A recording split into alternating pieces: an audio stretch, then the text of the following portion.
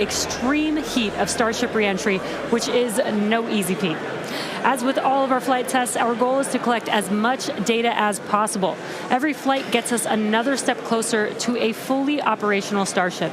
Starship is the most powerful vehicle ever developed and the first design of a rocket that is capable of making life multiplanetary.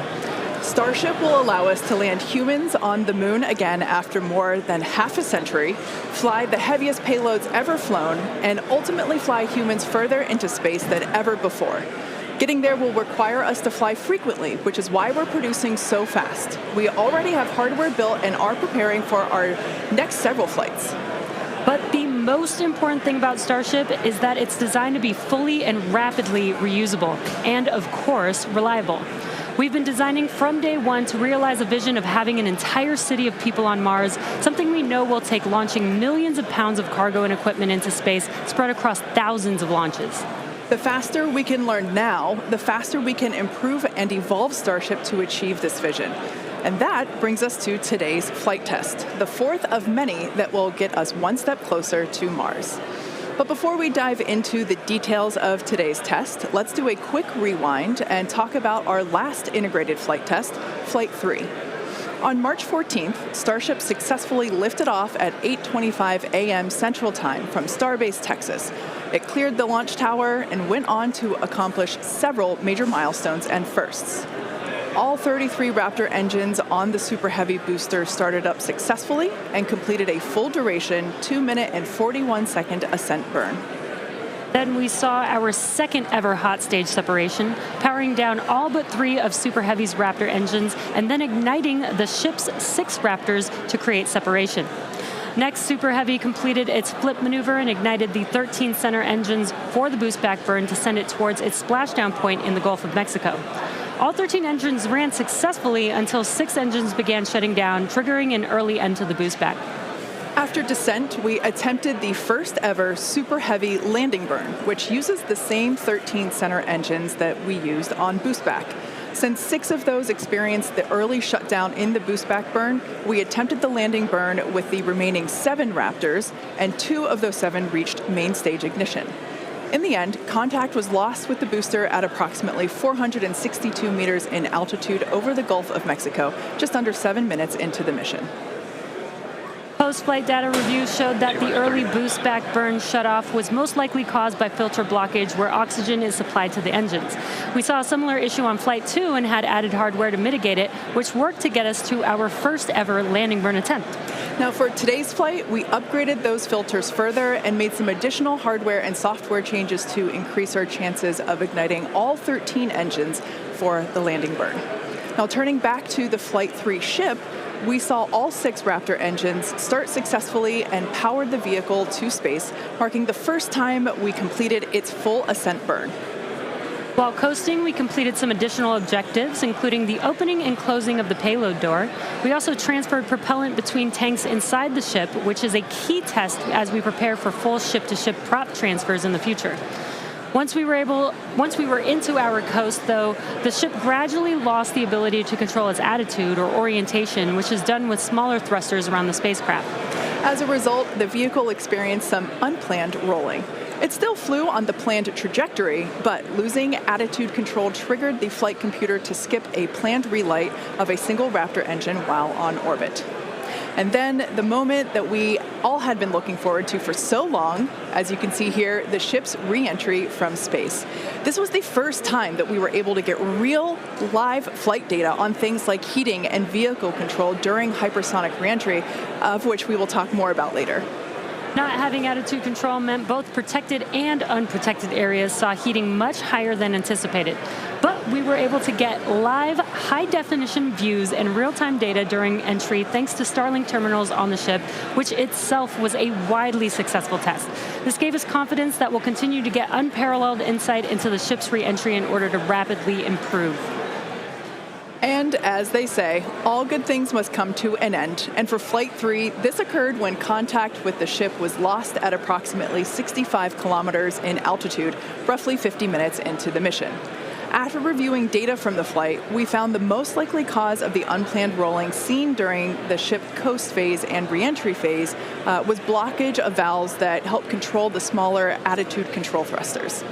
We upgraded these to make them more resilient and added some additional thrusters for redundancy. Overall, we learned a tremendous amount from that last flight, and capping it off with those re-entry views was truly an exciting end to the mission. Incredible.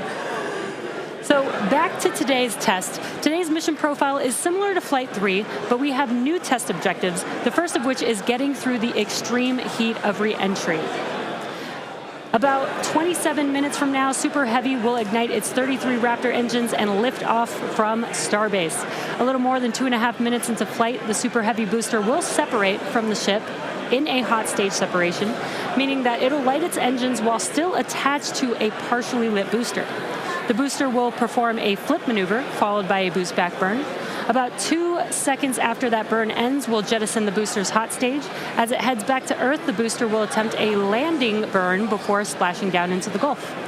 Meanwhile, the ship's engines will remain lit for just under 6 minutes during its ascent before shutting down for the coast phase. The ship will coast for about 40 minutes or so, reaching a peak altitude of 214 kilometers. And after its coast phase, the ship will attempt a controlled re-entry, including a flip maneuver and a landing burn, before splashing down in the Indian Ocean. Now, we say attempting because, again, this is a test, and nothing is guaranteed.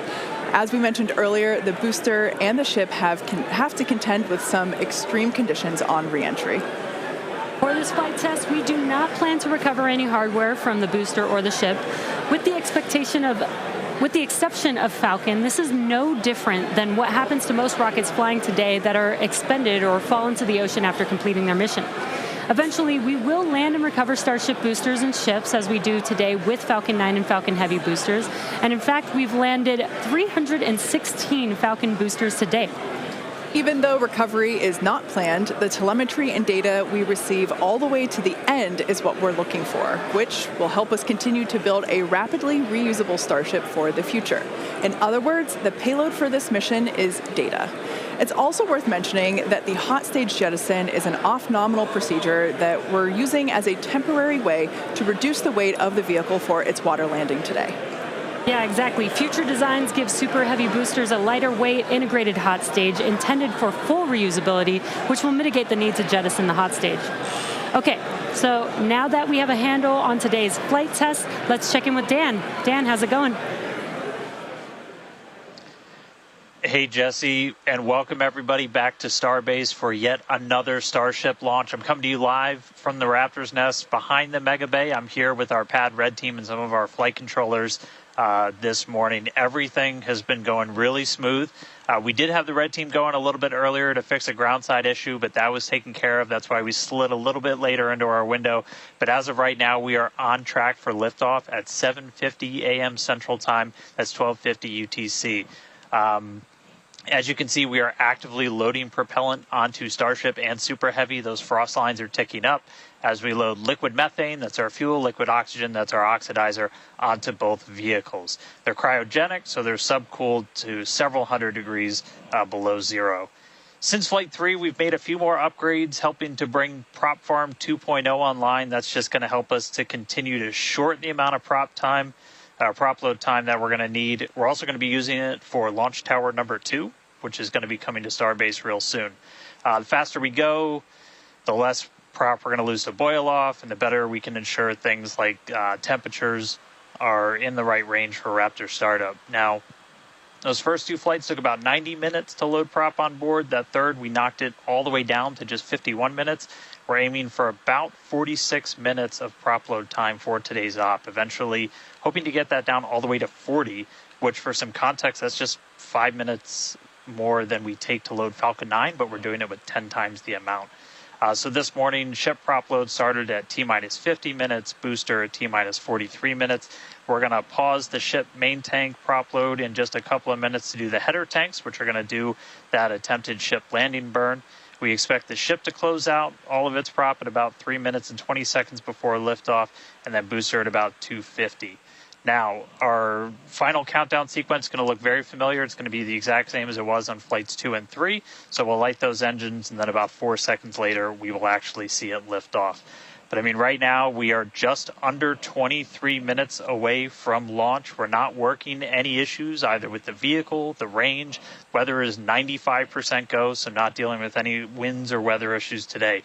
If we do have to scrub, our next attempt would probably be about 48 hours from now.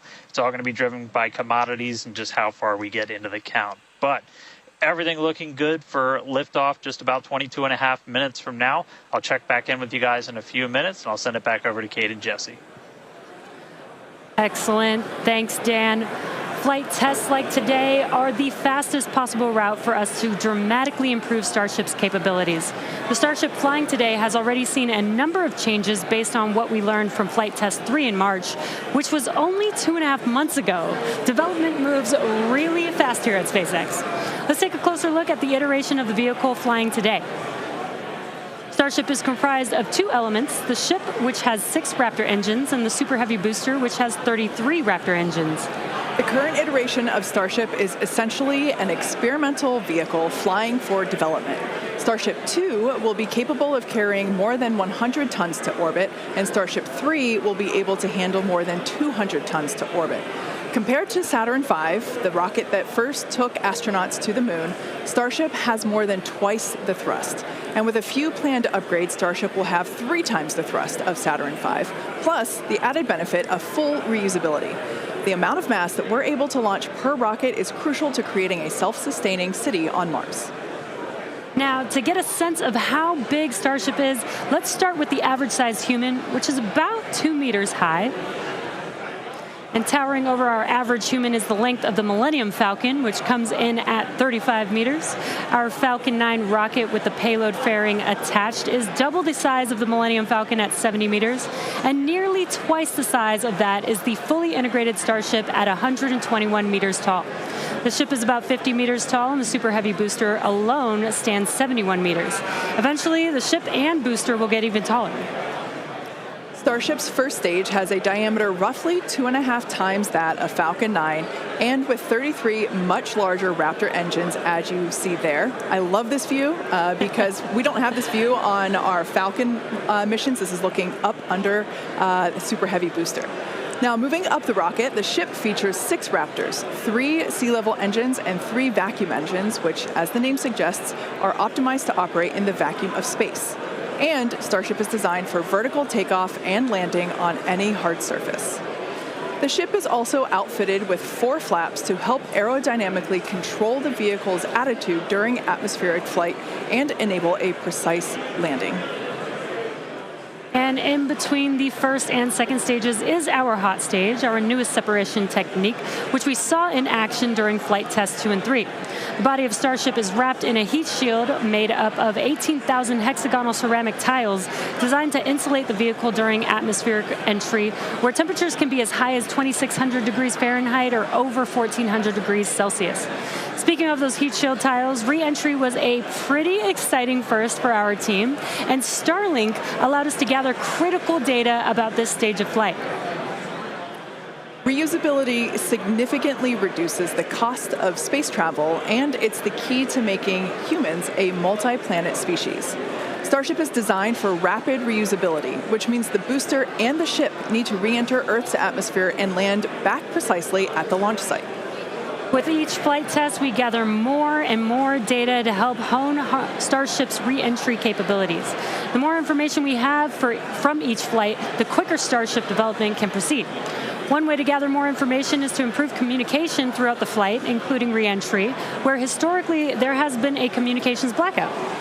To do this, we equipped Starship with Starlink terminals to expand its communication capabilities. The Starlink terminals are those 4 black squares that you see there on top of the ship.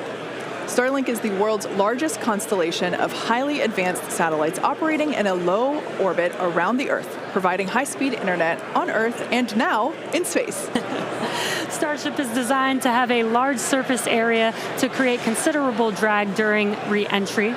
Traveling at about 27,000 kilometers per hour, or almost 17,000 miles per hour, Starship compresses the air in front of it, causing the temperature of the air to rise and ionize, turning it into plasma. This plasma layer interferes with communications by absorbing and reflecting radio waves, leading to the communications blackout we've seen historically with spacecraft during atmospheric reentry. With Starship, most of that plasma is built up around the front and sides of the vehicle, leaving an opening downstream where we're able to point our Starlink terminals. And with Starlink also operating at a higher frequency than traditional space-based communications, we're able to power through any residual plasma to provide real-time video and data at high speeds back to the ground. Super cool. We actually got to see this in action on Starship's last test, Flight 3, which had the first ever live HD video of a spaceship re-entering the atmosphere. SpaceX engineers were able to gather data on the performance of Starship as it re-entered the atmosphere and watched the heat shield in action. Now, the physics of re-entry are extremely hard to replicate perfectly on the ground, so access to this data is an invaluable tool for rapid iteration. In fact, one cool observation from that Flight 3 was seeing how shock waves form at different parts of the vehicle and how they interact to put pressure on the ship, especially the flaps. This is really valuable for Starship since no spacecraft has ever flown with 4 movable flaps like what we use for aerodynamic control. Starship's greatest strength will be rapid and reliable reusability, and Starlink has become a critical tool to make that a reality. Over the next few flights, we'll continue to improve the Starlink performance on Starship, eventually enabling more views and enabling more data to be transmitted in real time. And we'll keep experimenting during entry. You might have noticed a few tiles missing or looking different near the bottom of Starship. We intentionally placed one thin tile and removed 2 tiles completely. In their place, we now have sensors to see how hot things get without the tiles in those locations, while also testing some backup thermal protection options. Ideally, we expect Starship's reentry to improve on each flight, thanks in part to this wealth of new data. But if getting to space is hard, returning from space is even harder. That's right. No one has ever succeeded in creating a fully and rapidly reusable heat shield. So we could see some spectacular failures before we get this right. But with communications improving on each flight, we will continue to gather more and more data to inform our development. We're now about 15 and a half minutes until our next liftoff attempt. In the meantime, let's take a look at some of the technology we have in development as we prepare to head to the moon in future missions. Starship will be taking astronauts to the moon as part of NASA's Artemis program. Next year, we plan to demonstrate ship-to-ship propellant transfer, which will be important for our upcoming moon missions. Today, we're actively testing a lot of hardware that will make exploring the moon possible. One recent series of tests brought together the key pieces we'll see when landing back on the moon: Starship, spacesuits, and astronauts. Together with Axiom and NASA, our teams put 2 astronauts in pressurized Axiom spacesuits and practiced the first steps of going to the lunar surface. The team used test builds of a Starship airlock, as you see there, and elevator to gather data on how well future Artemis astronauts will be able to move around once fully suited. Tests like this are incredibly helpful for engineers designing these systems, as they have the opportunity to get feedback directly from experienced astronauts Peggy Whitson, who is on the right of this photo, and Doug Wheelock, who's on the left. You can see them in action during this elevator test. SpaceX will perform one uncrewed demonstration flight before NASA's Artemis 3 mission, which will be the first human surface expedition since 1972. After those first expeditions, we'll be ready to fly more people along with everything it takes to build a moon base. In many ways, Artemis feels like an extension of the human spaceflight work SpaceX and NASA have been partnering on for some time now. In fact, we just celebrated the anniversary of the Demo 2 mission. That's right. Just 4 years ago, on May 30th, 2020, SpaceX launched the first crewed test flight of our Crew Dragon spacecraft. Dragon carried NASA astronauts Douglas Hurley and Robert Behnken to the International Space Station in the first crewed orbital spaceflight launched from the United States since the final Space Shuttle mission in 2011, and the first ever operated by a commercial provider. You can see Bob and Doug there on your screen. That was certainly a memorable day for all of us here at SpaceX, one that we fondly think back on. And it's exciting to think about Starship being the next to take its first astronauts to the moon. In tandem with Starship development, all of our operational human spaceflight missions are helping us prepare for those future trips to the moon. Our upcoming private astronaut mission, Polaris Dawn, you can see the crew there on your screen. They will play a big role in testing procedures that will be relevant to our moon and eventually Mars missions. We're looking forward to the third Polaris Dawn mission, which will be the first crewed Starship flight. The Polaris Dawn crew will attempt to reach the highest apogee ever flown by a spacecraft, and they'll also be performing a spacewalk, or extravehicular activity, wearing SpaceX's newly designed spacesuits. They'll also be testing space-based communications, which will be critical to future deep space missions. The Polaris Dawn mission is currently targeted to launch no earlier than July of this year, so stay tuned, because that is going to be a very exciting mission to watch. In the meantime, at T-minus 12 minutes, let's check back in with Dan on today's countdown. Hey, thanks, Jesse. Everything continues to go real smoothly. It's been a real quiet day so far. The board looks really clean, not tracking any impediments to a launch just under 12 minutes from now. Prop loads continuing. Looking at the numbers real quick, we're about 85% full on the ship. We did pause to start filling those header tanks on ship.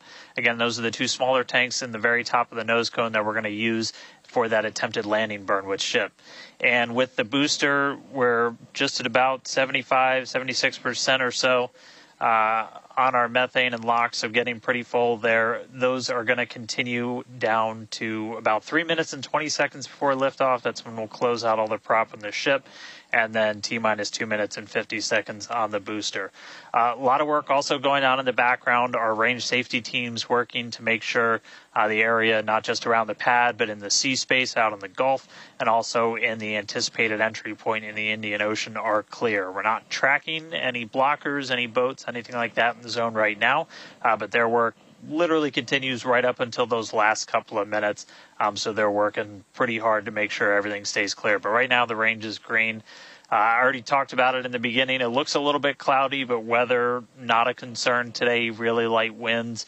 We only had about a 5% chance of violation when we started this morning, and that's held. So everything continuing to look really good for launch so far. The pad itself is getting ready. Reminder that we're going to light those engines about 4 minutes before it actually takes off. So you'll see them start, the 33 engines on Super Heavy start to light prior to that T0. And then about 2 seconds after, we'll start to see first motion. But everything looking great. Just coming up on 10 minutes until launch. Getting excited down here.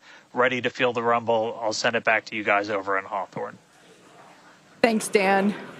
Teams are also getting excited here at SpaceX headquarters in Hawthorne, California. There is a pretty large crowd now gathering outside of Mission Control, located just behind Jesse and I. Now, actually, you can see it there on your screen. There they are.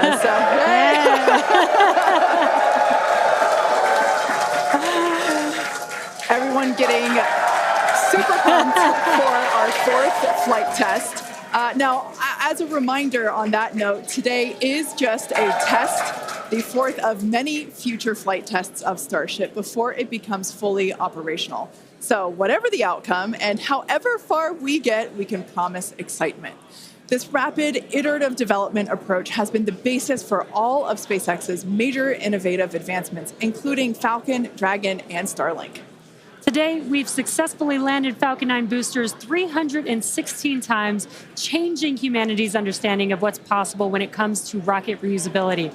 And even though we are not recovering the booster or ship today, test flights like these provide critical data through every phase of flight, which will get us closer and closer to full reusability, and we have a lot more tests planned for this year. When we start recovering Starship boosters, we'll want them to return to the launch site for a quicker turnaround, which you can see in this animation on your screen. And that's when the tower reveals its dual purpose. After launch, the arms or chopsticks on the tower will help guide the booster into position to ensure a precision landing. And our goal for the near future is to have 4 launch towers, 2 in Cape Canaveral in Florida, and they will look very similar to the ones that you see here in this animation.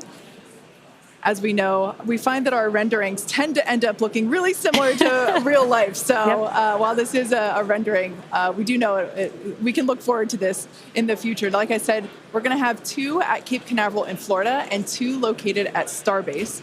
Starbase will continue to be used for flight tests, and the towers at the Cape will come online as we prepare to fly operational Starship missions. In fact, we recently upgraded the actuators in the chopsticks, which are responsible for swinging those arms in for a catch. And we'll be testing an operational step on this flight by moving the chopsticks to the catch position immediately after Starship flies away. That's going to be really incredible to see. As we mentioned, we have a lot more tests planned for this year, so we need a lot more hardware. Today we have ships and Super Heavy boosters built and either ready to launch or in testing for the next several flights, with more coming off of the production line as SpaceX's Star Factory continues to grow. The latest phase of the factory currently under construction will come online this summer, giving us several 100,000 more square feet of space. Yeah, when you step into this factory, it is truly inspirational. My heart jumps out of my chest every time I'm there. Now, this will enable us to increase our production rate significantly as we build toward our long-term goal of producing 1 ship per day. And coming off the production line soon, Starship version 2. Now, with all that being said, let's check back in with Dan for the latest as we head into the terminal count. Hey, thanks, Kate. Everything still looks great. We're getting ready to launch. We are just under 6.5 minutes away. You can see when we throw up the graphics for prop load that we're almost closed out. Ship more than 90% full. Those header tanks are done. And then the boosters coming up on 90% real soon. So we're going to see those close out in the next couple of minutes. Ship's going to end at about 3 minutes and 20 seconds. It'll be fully loaded. And then booster at about 2 minutes and 50 seconds. After all the props loaded on, we go through a lot of steps to safe ground systems. You're doing things called pushbacks, where you're just clearing all of those lines on the ground of propellant before we lift off. But once we're done, we're going to have 10 million pounds of liquid propellant on board Starship to help power the most powerful vehicle ever designed. If we do hold, we have a built-in hold gate at T-minus 40 seconds. We can hold there for about 30 minutes or so today if we need to wait for final pressure checks or for if we have anything on the range, anything like that. Did just get that the range is green, so we are coming up 5 minutes and 20 seconds away. We are not planning to hold at T-minus 40 unless we trip some kind of hold alarm, something like that. So we could blow right through that gate and go right to launch. Don't be shocked if we hold at T40, though. And if we do, we can hold for a couple of minutes and then keep going. Our window is open all the way until 9 a.m. today. Now, once we pass through T-minus 40 seconds, a number of events will occur in rapid succession. The ground spin and ignition systems will come up to flight pressure, and the ship will go to internal power. Now, after that, the quick disconnect arm lockout is removed in preparation for retraction shortly after T0. Gas lines connected to the booster and ship are vented down, and once we pass T-minus 40 seconds, we still have the ability to recycle the count under certain conditions back to T-minus 40 seconds and hold there to assess what happened and if we can proceed again to T0. However, once the water for the deflector system begins flowing at T-minus 10 seconds, any issue after that would be an automatic scrub for the day, as teams would need to refill the deflector's water tanks, as well as the lock storage tanks at the tank farm before making another attempt. So, as Dan mentioned earlier, we are not planning to hold at the optional T-minus 40 second mark. That moment basically is what would allow teams to wait for final checkouts or assess prop levels or avionics, vehicle pressurization, the range, the weather. Weather is 95% go, as you can see from these incredible drone views that we have and pad cams. It is a beautiful day. Of course, we have some clouds billowing from the LOX there. Yeah, and again, a reminder that the payload for this mission is data, and our primary goal is to get ship through the extreme heat of reentry today. We're very excited to see that. We did get very close on Flight 3, so I'm excited to see how these iterations that we've made to the vehicle will help improve our chances of success today. Yeah, absolutely. Now, just as a reminder for the booster, now we are not attempting to recover any hardware today, either on ship or booster. For the booster, we will be attempting to perform a landing burn to have a soft splashdown in the Gulf of Mexico. We made some improvements from our Flight 3 learnings, so hopefully that will work and we'll see a successful soft splashdown. For the ship, we're hoping to demonstrate controlled re-entry, including a flip maneuver and landing burn, and that will be followed by splashdown in the Indian Ocean. That is the same target as we had on Flight 3, so everything should look pretty similar in that regard. And we just heard the call out there that all prop load is closed out, so at this point, there is like 10 million pounds of propellant on board Starship, which is incredible.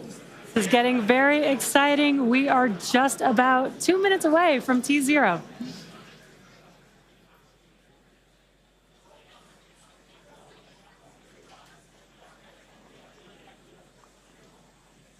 And as Jesse just said, we are under 2 minutes away. So prop load is complete. All the fill drain lines into ship and booster have closed. Right now we're doing the pushback, so clearing out all those ground lines of propellant. And that'll be completed over the next couple of seconds. We're coming up on that T-minus 40 mark. Again, not planning to hold. If we do, or if we get a hold after we pass it, we can snap back to that T-minus 40, and then we can stay there for about 30 minutes or so if any other issues crop up. Once we pass T-minus 40, a lot of things happen, both on the vehicle and the ground. It's running a lot of its own self-checkouts, venting different tanks and pressure lines throughout the vehicle. We essentially built that 40 seconds as that's about how much time it takes for the vehicle to take all of those actions, which is why we hold there. But all of that happens automated. You do a final checkout of the TVC, the thrust vector control, how we're going to steer. And then we see liftoff. So we're under a minute away.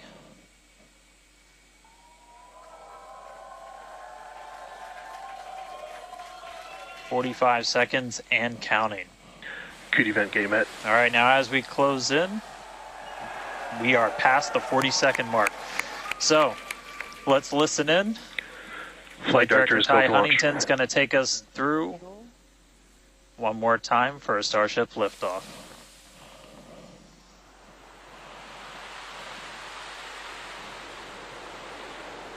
T-minus 15. 10, 9, 8, 7, 6, 5, 4, 3, 2.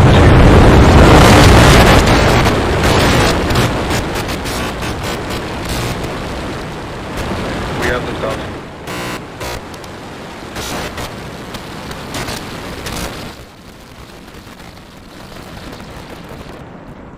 Vehicle is pitching downrange.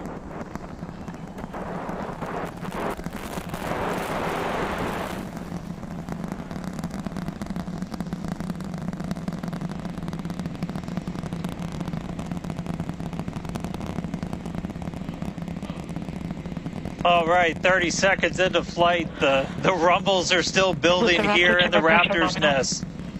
We're seeing 32 out of 33 engines lit on the Super Heavy right now. Coming up shortly is going to be max Q, that maximum aerodynamic pressure as we go uphill on the vehicle.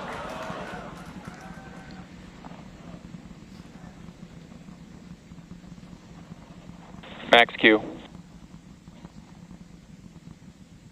All right, we just passed through max Q, so we're going to continue on up. We still have about a minute and 30 seconds until we get to stage separation. Starship now flying faster than the speed of sound.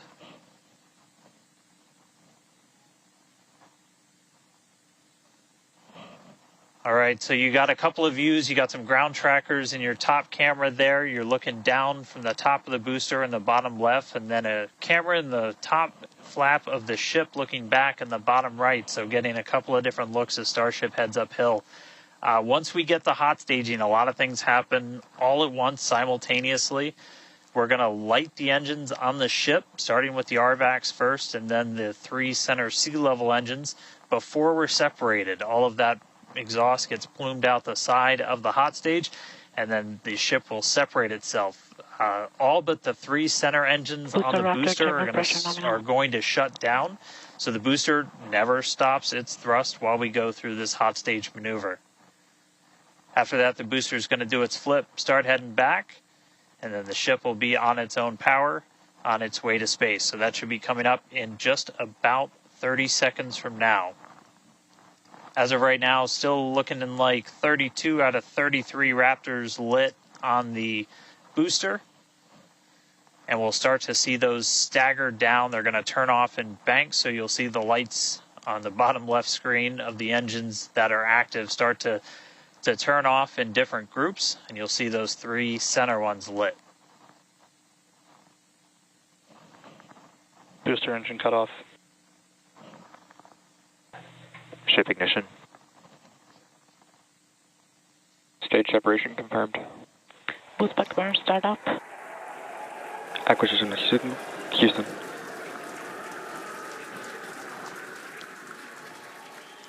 Hot stage confirmed. Ship under its own power. Booster boosting back. Looks like all 13 are lit. Kate, we got a booster on the way back to the Gulf and a ship on the way to space. Acquisition signal, Stennis. Ship chamber pressures are nominal. Ship power and telemetry nominal. All right, the first stage currently performing the boost back burn. This is expected to last a little over 1 minute. This propels the booster back toward the coast, taking it to a landing in the waters of the Gulf of Mexico.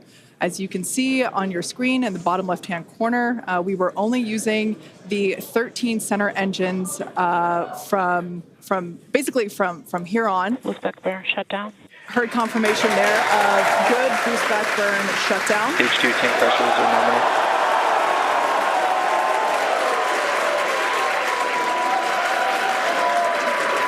Lots of excitement. So right here,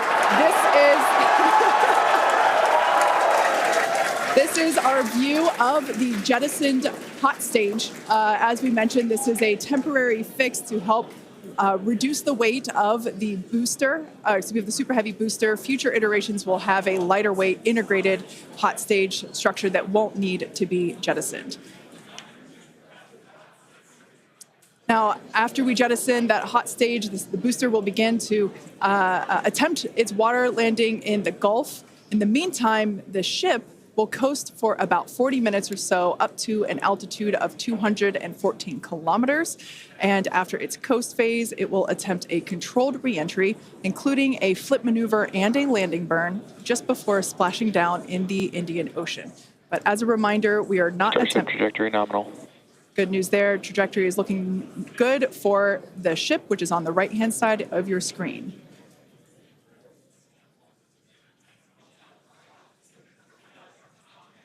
At this point in time, as you can see, we have no engines lit on the booster. It is coasting back toward the Gulf of Mexico for a water landing and ship under power of all 6 Raptor engines. There's 3 sea level and 3 vacuum Raptor engines that are lit, as we can see on your screen.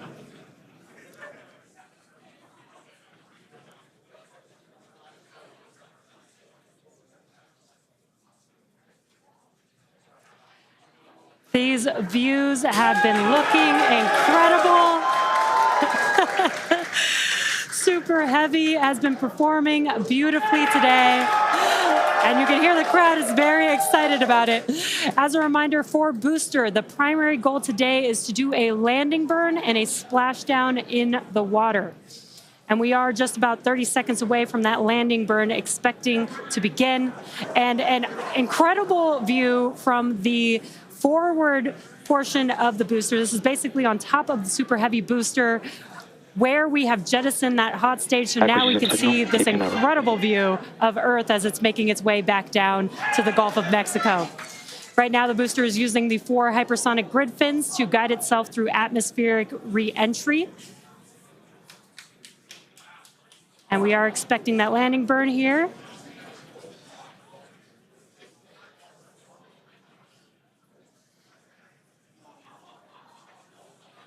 And we will be igniting 13 engines, and this is a great view. On your left-hand side is 3 views from the booster, and your right-hand side a view from the ship. And you can see those grid fins on your left-hand screen rotating and turning to guide the booster, and there's that landing burn.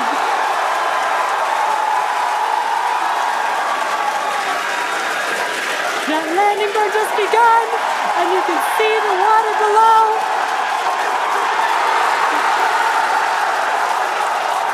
And we have splashdown.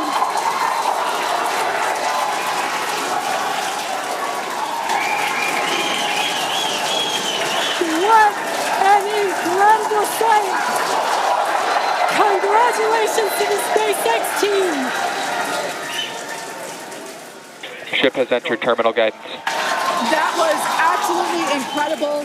The first successful splashdown of the Super Heavy booster. Loved seeing it just tip over into the water before losing that footage. Now the next milestone is coming up in about under a minute. The ship is going to shut off its Raptor engines, Ship engine cut off. Which we see right there. As we mentioned before, today's test flight is not an orbital flight, but rather one that demonstrates the Starship's orbital capability.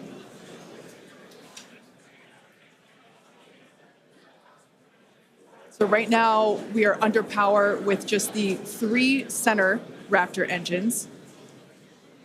Expecting those, and just there we could see that those have also successfully cut off.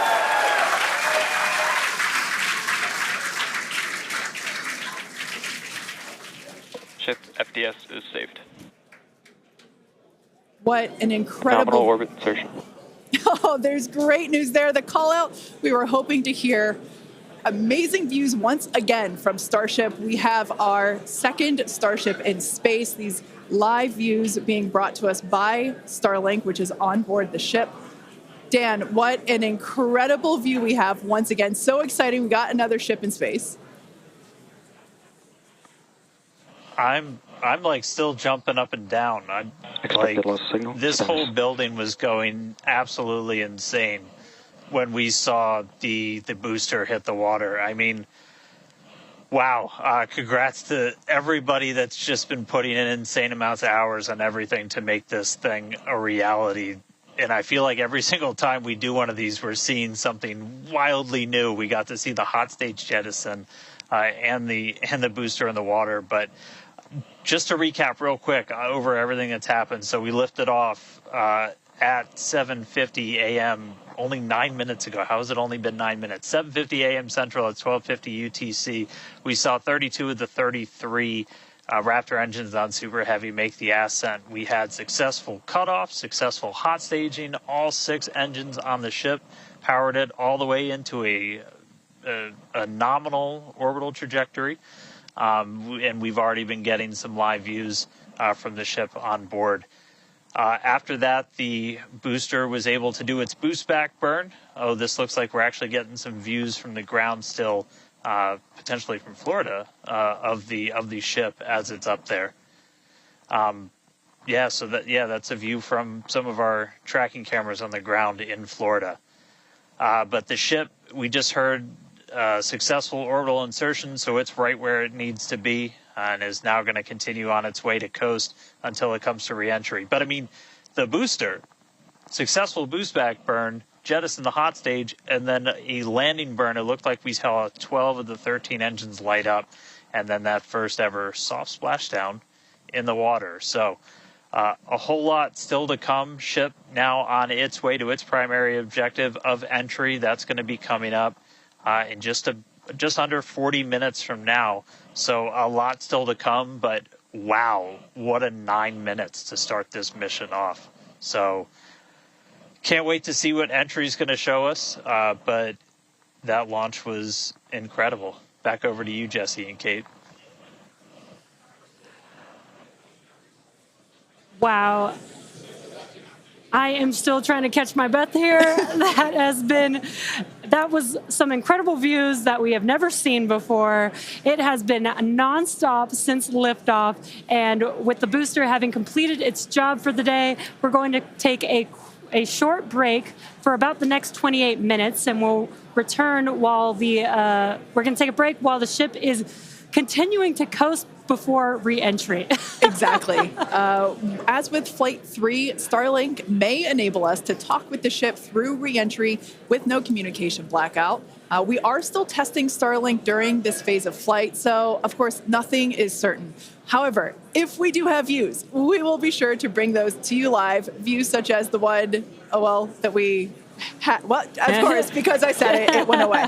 So we will try to bring those to you live. Exactly. Views or no views, we'll see you back here at T plus 40 minutes for coverage of Starship's re-entry, flip maneuver, landing burn, and splashdown.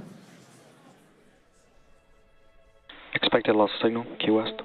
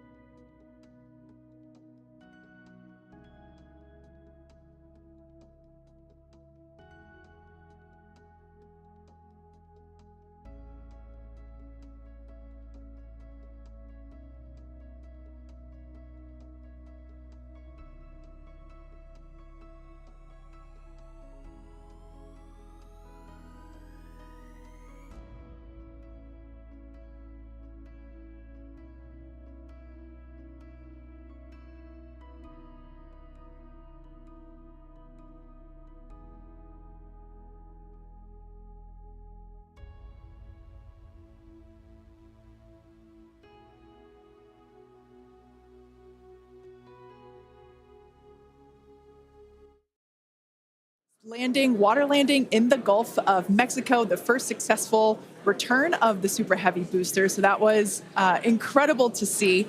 And right now, the ship is in space. As you can see here by this view, we're looking at one of the flaps of Starship, one of 4. You can actually see a close-up side detail of some of those hexagonal heat shield tiles. Now, coming up around T plus 49 minutes, the ship will re-enter the Earth's atmosphere. As a reminder, the primary goal of today's flight test is for a ship to make it through the extreme heat of re-entry. This is typically a portion of flight where we don't have communications with the spacecraft because it's re-entering at or around orbital velocity, which is about 8 kilometers per second or roughly 5 miles per second. At those speeds, the spacecraft moving through the atmosphere results in friction and creates a plasma field around the vehicle. That blanket of plasma distorts, as you can see, that plasma blanket, which you can kind of see here, distorts communication frequencies, so we're left with a brief blackout in communication.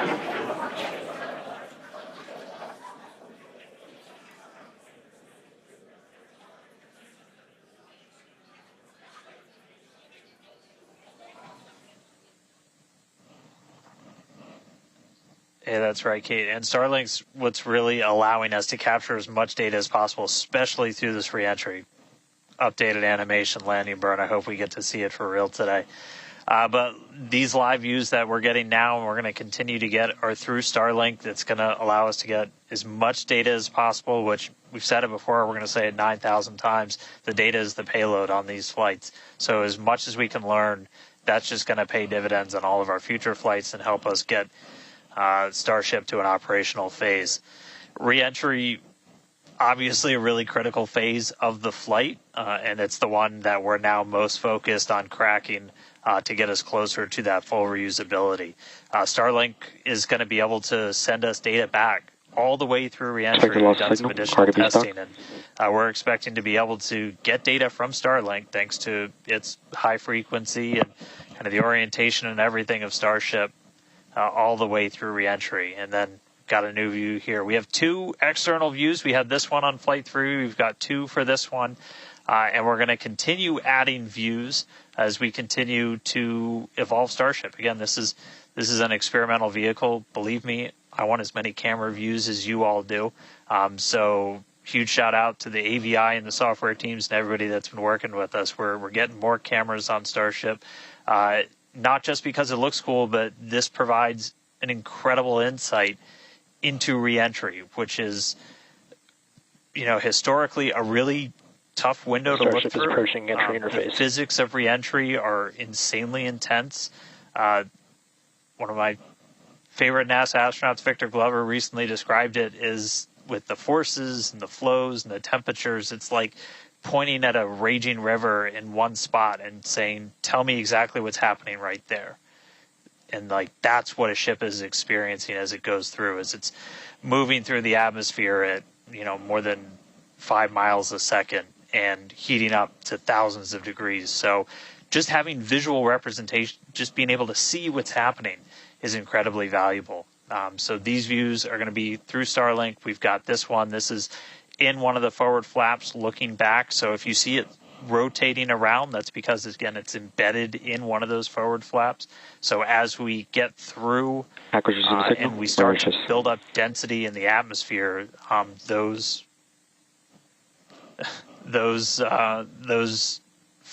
view is going to move around as the flap does. And then the other one we had a little bit earlier is looking at one of the other forward flaps on the other side. Eventually, we're going to keep adding more cameras to Starship, get a couple of different views from the outside of all the different areas, and then also eventually to be able to see payloads once they're deployed. So a lot more exciting stuff coming up in the future. But right now we're getting closer to re-entry. Again, we're going to be moving at hypersonic speeds of more than 5 times the speed of sound. We're going to see that plasma start to build. So, Kate, Jesse, excitement coming up. Yeah, as you can see with that view on your screen, again, high def brought to us by Starlink. We can see the plasma beginning to build as the ship is getting closer to the Earth's atmosphere. Now, let's talk a little bit about how Starship will survive re-entry, hopefully, and control itself. Exactly. We've been talking about this entire flight test. There's 18,000 hexagonal ceramic tiles surrounding the bottom portion or the Earth-facing side of the ship. Starship is passing through 100 kilometers altitude. Good altitude for entry. Great call-outs there. Now, during atmospheric re-entry, the vehicle is going to see temperatures as high as 2,600 degrees Fahrenheit or over 1,400 degrees Celsius. So those tiles are there to help protect the vehicle from this extreme heat. Yeah, and the flaps will help control it. Now, one noticeable difference I see immediately, those flaps are not moving as much as they were on Flight 3. So that is a great sign, right? We had unplanned loss of roll control on Flight 3, so we added some additional thrusters, and we can see that they're working well, and we have a much more stable view. So those flaps, there's 4 of them, 2 at the top and 2 at the bottom. They're made out of stainless steel. And they help steer the ship, which, as we can see, the plasma continuing to build. Now, if the ship survives re-entry, it will have to perform a flip maneuver as well as a landing burn. We saw this demonstrated in a couple of high-altitude flight tests back in like 2020, 2021. Similarly, temperatures increasing on the nose within expected ranges. Great news there. It sounds like the temperatures that we are getting during this point, which again, we usually don't get during spaceflight because of this plasma. We're getting this live. This is a great news.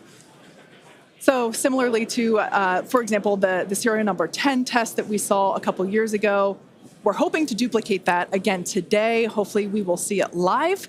And basically the 3 center engines of the ship will reignite and gimbal or point to help flip the ship until those engines are pointing down so that it can land vertically using Raptor's thrust. And as you can see, even from the beginning of the program, we've designed Starship to land on Mars where there are no runways or other humans to help out. We also want rapid reusability, so we're doing... The vehicle is passing through 85 kilometers altitude. The flaps have control of the vehicle. Great news. Flaps have control of the vehicle. That's exactly what we want to hear for this flight test. Yeah. Again, we are going to be doing a propulsive landing instead of a more traditional means like parachutes. And we are expecting re-entry to begin here in just about a minute. Re-entry, an awesome view that we have here. Starship remains on a good entry trajectory. This is the same view that we had when we first returned from the coast phase. Again, this is looking at the side of one of the flaps. It's incredible that literally at the bottom of this picture, we're basically looking through plasma, which is just absolutely mind-blowing. Wild, very wild. Now we are expecting entry to begin here in about 30 seconds or so. Entry to splashdown is expected to last about 6 minutes long. And that flip maneuver should occur around about 10 minutes before splashdown. And such incredible views that we're getting. Approaching peak heating region. Great call-outs there. Yeah, these views are absolutely astounding. Nose temperatures continue to rise within expected region. And in your bottom right-hand corner, you can also follow along with the altitude of ship as it's returning back to Earth. So once again, this view is basically looking down into the plasma blanket that is building up around the exterior of Starship. It is traveling, as you can see on your screen. You can look in the bottom right-hand corner and see how fast it's going, how high it is, as well as the general orientation. Again, we're seeing a lot more stability, a lot more control here on this flight, which is great. It shows that the iterations, the learning... Starship is now in expected peak heating region. All right, great news there, telling us that this is basically the hottest point that Starship should get during its re-entry. Now, the heat shield is working with the atmosphere for some free braking, okay? The atmosphere is helping to slow the Starship down. Yeah, exactly. We're not using any engines or thrust to slow the vehicle down. Exactly what Kate mentioned. We're just using the atmosphere and those heat shield tiles protecting the vehicle as it's coming through that high heat temperature. Yeah. Now, this is another one of those moments that we have been waiting for. Right now, the ship is currently re-entering the Earth's atmosphere, and by all looks and all call-outs that we're hearing on the net, it is doing pretty well. Now, we do not plan to recover the spacecraft today, but rapid and reliable reusability is the ultimate goal.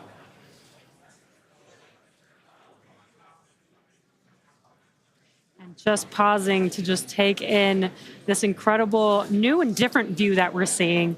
We did get a similar view in Flight 3, but again, the vehicle did lose a little bit of its control, attitude control, and this is a very stable view. This is great. This is exactly what we want, and we are hearing that we're getting expected call-outs. Mm-hmm.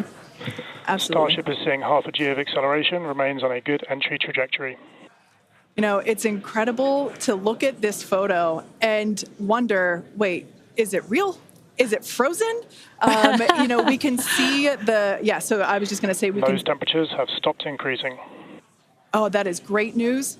The temperature is no longer building. But I was saying, like, we have a little bit of indication there. We can see that streaking that occurs and tells us that this is indeed a true view. So once again, we are looking basically through the plasma that is building up around the exterior of the ship. And I still cannot get over that we are getting a live view of re-entry right now, live on your screen. Again, we've said this over and over, but all thanks to Starlink. We are able to use Starlink in space, which we're getting this incredible data. And not only just the data from the sensors, but getting live imagery of what is actually happening, which is great, which we've never been able to do live before. Right. Now, just a quick future outlook here. So in about, let's see, at T plus about 1 hour and 2 minutes, we should hear a call out for entry transonic. That means that the ship is going near the speed of sound. And then about a minute after that, we'll hear another call out saying entry subsonic, meaning that the ship is going below the speed of sound. So these are all continued indications that the atmosphere, right, as the ship comes back down, it is getting through the more dense part of the atmosphere, and that atmosphere is helping to push against the vehicle, and those heat shields are protecting the vehicle during this high heat period.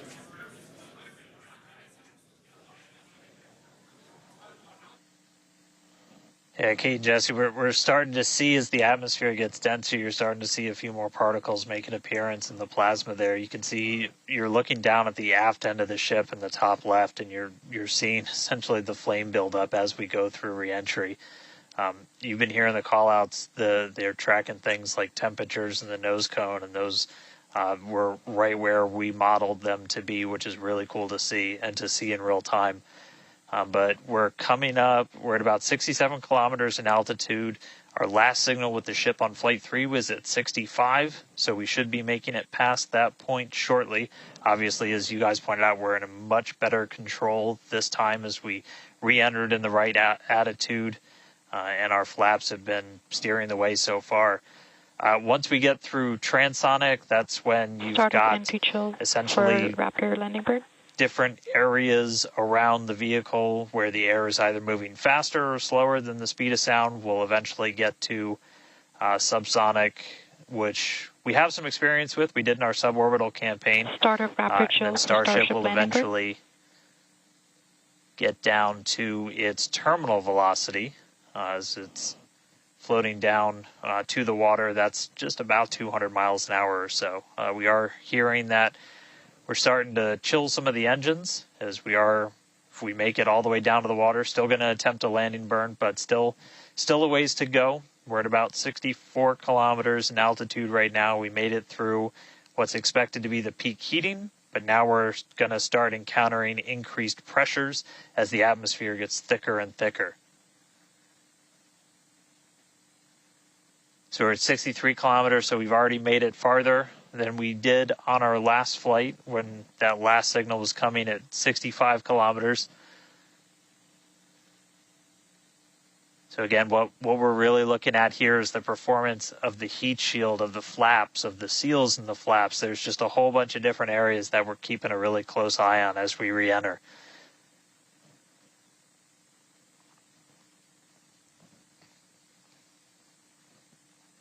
Starship remains on a good entry trajectory.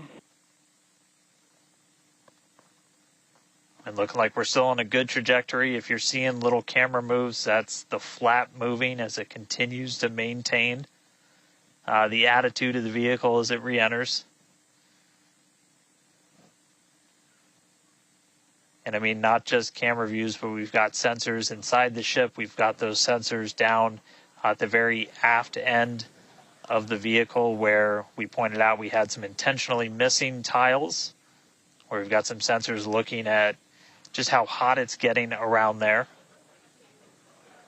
We intentionally put those in essentially the least critical part of the heat shield, where if you had any kind of a breach, it wouldn't be great for reusability, but wouldn't be critical for actual making it through the re-entry into the landing.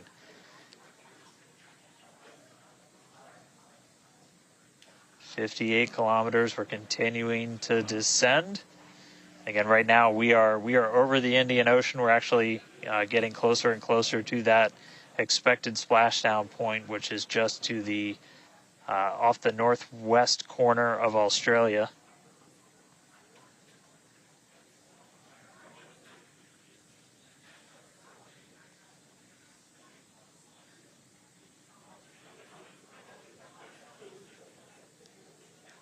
And if you keep an eye on our speed, the speed is dropping. We're hitting the thicker part of the atmosphere now. The speed's going to start dropping precipitously. We're going to start getting to transonic pretty soon, and then after that we'll get into subsonic, where we're moving less than the speed of sound. But wow, what a light show so far!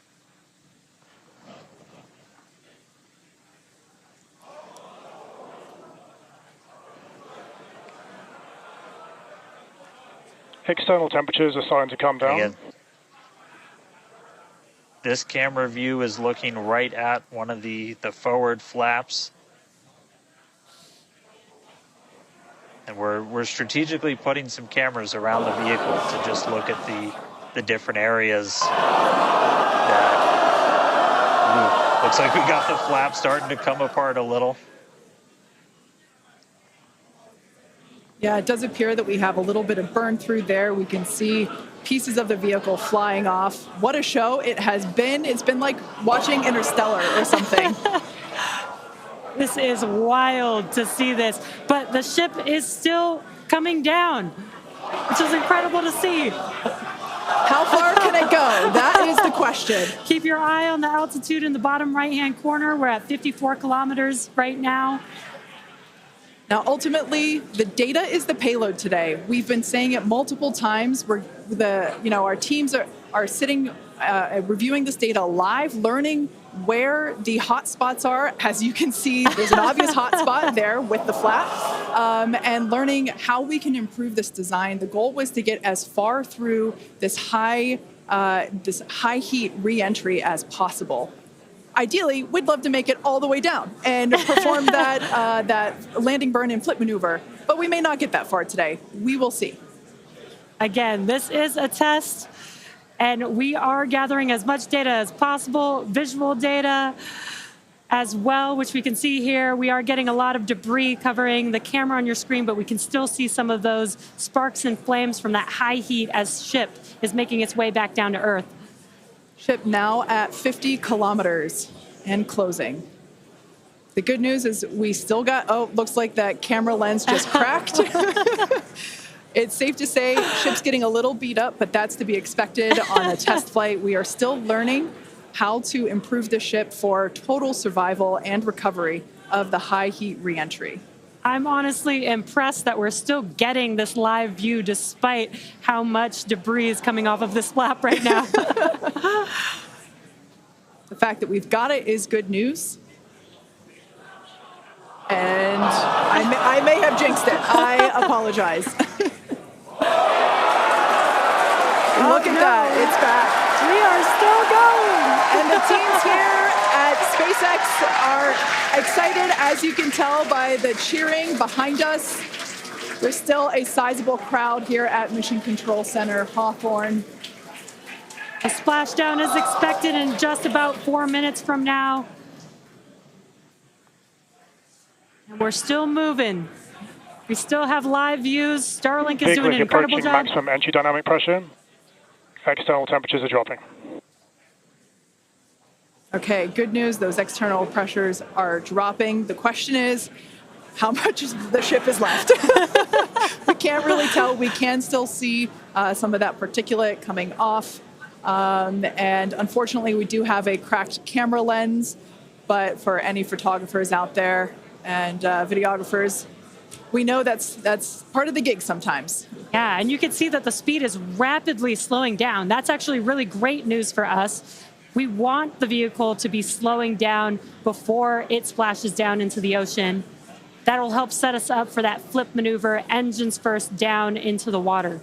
Exactly. So we have seen this flip maneuver demonstrated on previous high altitude flight tests like serial number 8. Oh, more views. Or excuse, I should say, more light coming through the view that we have through that cracked and dirtied lens there. But yeah, so we're hoping that this flip maneuver, that we can pull it off as soon as we get those views back. If we can get them, if the ship is still around, we will bring it back to you. Vehicle has passed maximum dynamic pressure. That is great news. Maximum dynamic pressure being the moment in which the vehicle experiences the greatest amount of aerodynamic pressure. Speed still dropping. We're now at 37 kilometers above the ocean. Just like Flight 3, we are targeting a splashdown in the water in the Indian Ocean. And we don't have a live view right now, but because we're still getting data and telemetry, that does tell us that ship is still doing okay, at least. And there we got that live view back. The crowd very excited to see that view, despite not being able to see very much.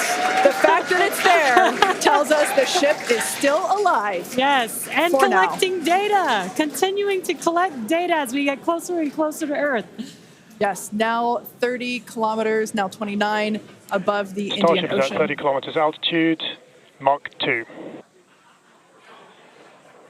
Sounds like the vehicle's traveling, as we just heard, Mach 2, which is, looks like we might,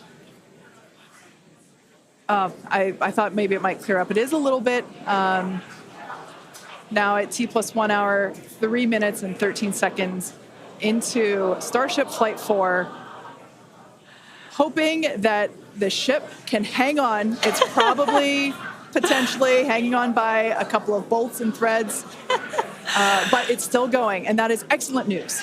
That deceleration is looking incredible. We're about to go under 1,000 kilometers per hour. Yeah. Starship is at 20 kilometers altitude. Now, keep in mind that even though we can't see anything, the data itself is what we really are. Starship is subsonic. Subsonic, they're telling us it's traveling below the speed of sound.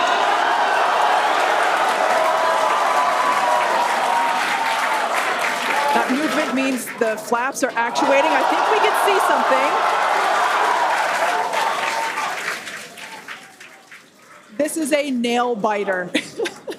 But we are, unfortunately, we can't see through the lens, but we're still getting the feed. Starship is now 11 kilometers over the ocean. All this data is incredibly important, even if, it breaks up right now. Okay, we can see that flap actuating through the glass.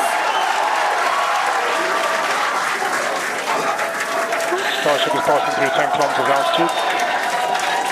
Okay, the next milestone will be initiation of the flip maneuver and landing burn.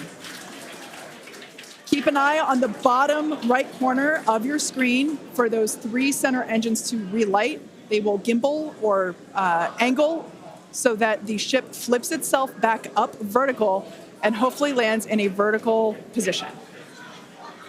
And the crowd is very excited to get this view of that flap still Starship maneuvering. is passing through 5 kilometers altitude.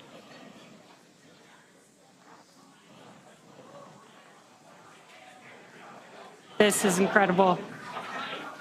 We're getting very close to splashdown. These fireflies are such a good sign of life right now. We wish we could see more, but we'll take it. Starship is at 2 kilometers altitude, terminal velocity.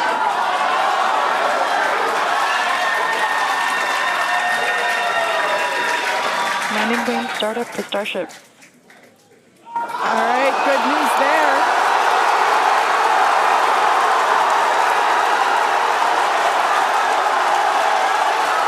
Nominal chamber pressure. Landing board startup.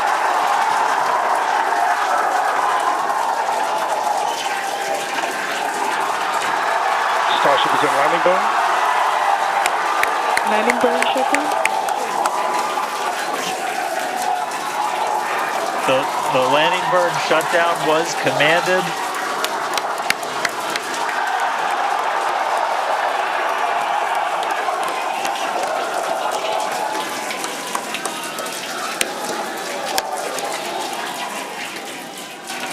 Wow. I mean, it was a little bit of use your imagination as you were going down with what we could actually see, but we were able to hear the ship did its landing burn. It sounded Starship like we might have got shutdown. 2 engines.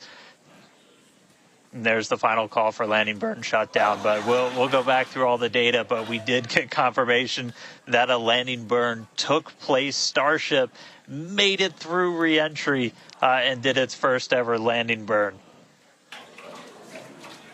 From South Texas to the other side of the earth, Starship is in the water. What a day. What a day, guys. Yeah, that was absolutely incredible. We got views pretty much the whole way down. Analysis said it could do it. We weren't sure if it was going to be able to happen, but Starlink powered through, and we were able to get signal. We started to get some debris on the cameras and everything, but we were able to see it. So, I mean, what a day. Just recapping, everything started off today. We lifted off from here in Starbase just about an hour ago. It feels like a lifetime. Successful super heavy ascent, boost back, and its own splashdown in the Gulf. Ship made it to space, kept its attitude. Successful re-entry through peak heating.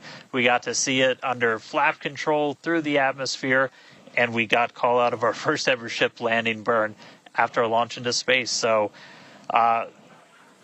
just really incredible. So I'm going to take some time to collect myself, but wow, that was incredible. I can't wait for the next one. Over to you guys. It was so loud here. I haven't heard the crowd get that loud probably since liftoff of Flight 1, honestly. That was incredible. Congratulations to our teammates, to everyone who supported the Starship program. Thanks to all of our future customers for your support. And we'd also like to thank the people of Cameron County, Texas, as well as the Coast Guard, the Federal Aviation Administration, and the government of Mexico. And since Starship got a little bit toasty from that extreme heat of reentry, and we've got our very own Starship right here, let's have a toast of our own. I've been waiting all morning for this. Okay, may I? Light me up. Yeah. Just like Starship, I like this toasty. I'm keeping this. Now, we've got more Starship test flights coming to you soon.